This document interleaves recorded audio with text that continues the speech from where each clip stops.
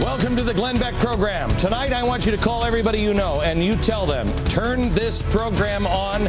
You're going to get an hour tonight that I don't think you're going to get anywhere else on television, and you would never get it on television if it wasn't for this network, Fox.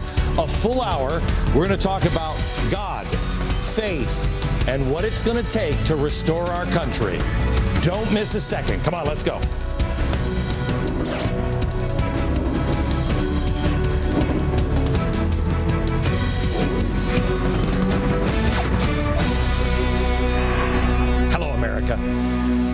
I want to talk to you a little bit about restoring America, because that is the question I've asked you all this week. Does it matter if our president is surrounded by socialists and Marxists? Yes, because that's not a restoration. That is a rebuild. You want to rebuild America? Great. We got a guy who wants to build it in a different way.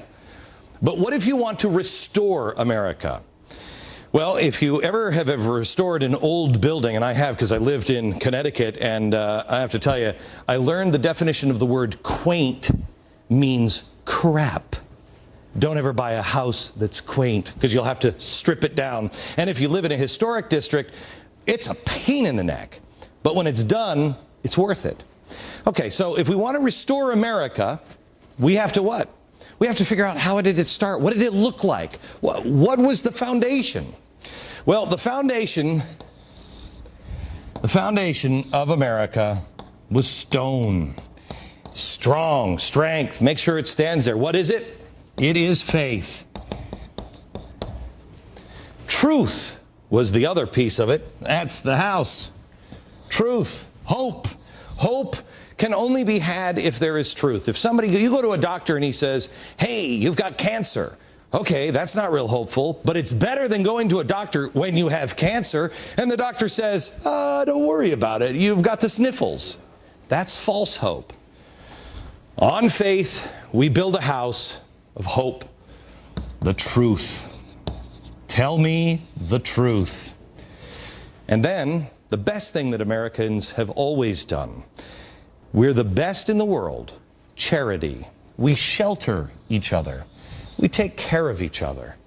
We provide the roof over each other's house, not because the government tells us to, but because it's who we are. We want to. We help neighbors out. So, if we're going to restore it, we need faith, hope, and charity. Tonight, we're going to spend an hour talking about faith, because this has been so grossly distorted by progressives. Most people will tell you now, oh, we're not a Christian nation. We're not Judeo-Christian. What? Oh, these people were deists. They were atheists. Really? America, if you want to restore our country, we have to look at the foundations, find out how we were built, and repeat the process. We also need to find the things that unite us. I don't care if you're Republican, Democrat, or Independent. Faith, hope, and charity we can unite on. Politics will divide us. And I think it was Abraham Lincoln that said, united we stand, divided we fall. We are on the verge of collapse. Let's rebuild it. David Barton, founder and president of Wall Builders, author of Original Intent, The Courts, the Constitution, and Religion. David, man, I have to tell you, I read this. How many years ago did Original Intent come out? Oh, gracious. It's been a few years. Yeah, it's been 10 at least. Probably. I read that years ago, and it is an honor to know you. It is. Thanks, bro. And you are part of our American Revival, which we're going to be out in Phoenix this weekend doing. You do the first part on faith. And we were out last week in Orlando, and I said to you, we have got to do this on television. Yeah. Because most people, we had 8,000 people in the venue or 2 weeks ago in Orlando. Packed house. Packed house. And you could hear people going, oh my gosh, I didn't know that. Yeah. So why don't you take me through these two paintings. Okay. This is American history. Here you go, gang. This is the stuff you're never, ever going to be taught in school.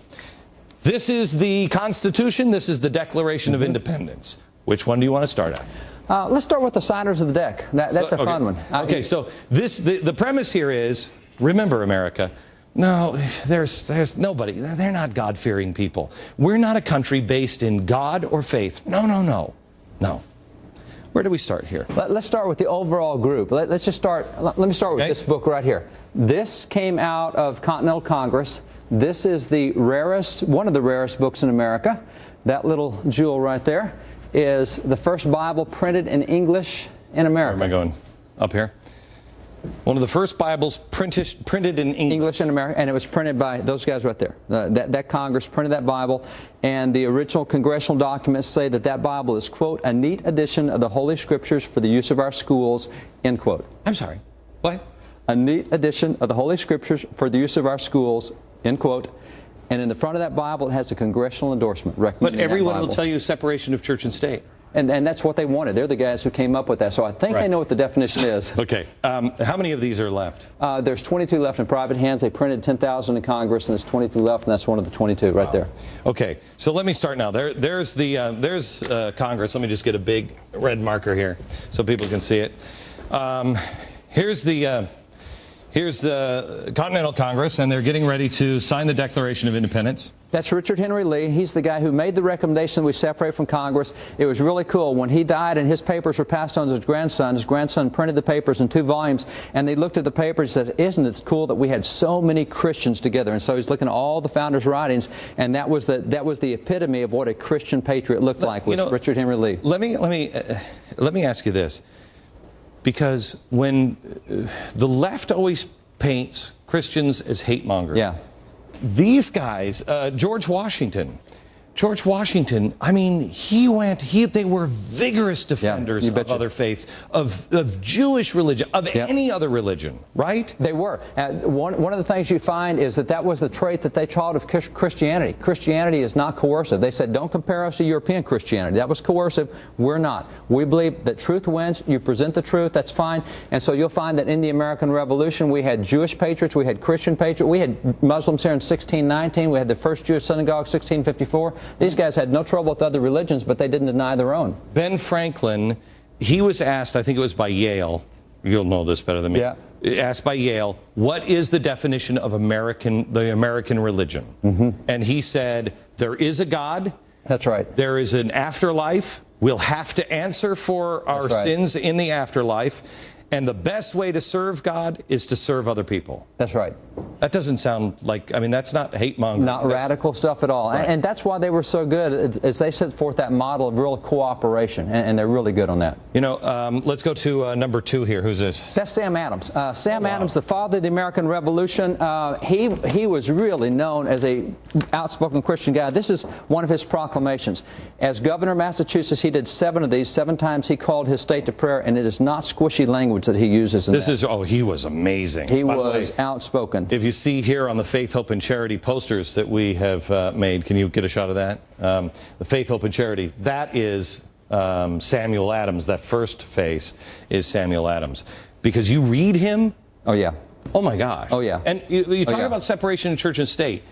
After the signing of the Declaration of Independence and the Constitution, did not Massachusetts have a state religion? Oh, 9 of the 13 had state religions. It was the federal government who wasn't allowed to make a national religion for all denominations like they had in England. So this is kind of the thing, and the reason why I bring this up is because this is like, we were talking on the radio today about health care. I don't have a problem with Massachusetts wanting to do health care. You can bankrupt your state all you want. Yeah. It doesn't work. Exactly. Don't force it on me and the other states. That's right. And that was the idea. That was religion. That's why the First Amendment limited only the federal government. It didn't limit the states at all. You can do whatever it was up to the people. Let the people make their choices. Okay. Real simple. So there's a proclamation of a day of prayer. Yes, day of prayer. And by the way, he would often call the state to a day of fasting, humiliation, and prayer. So he was serious about praying.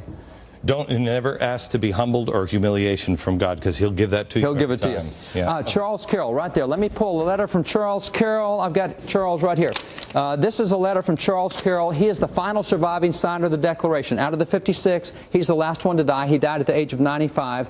And this is a letter that he wrote at 89, declaration of his faith in God. Very outspoken. This guy actually took and endowed, he's the wealthiest man in America. He took his money and he endowed permanently a chapel and a preacher, because he said in the rural part of Maryland we don't have churches and there's not enough people to pay for one, so he took his wealth to endow a chapel and a preacher permanently. The reason why we're bringing this up, America, is because you have to know, you have to have the correct history here.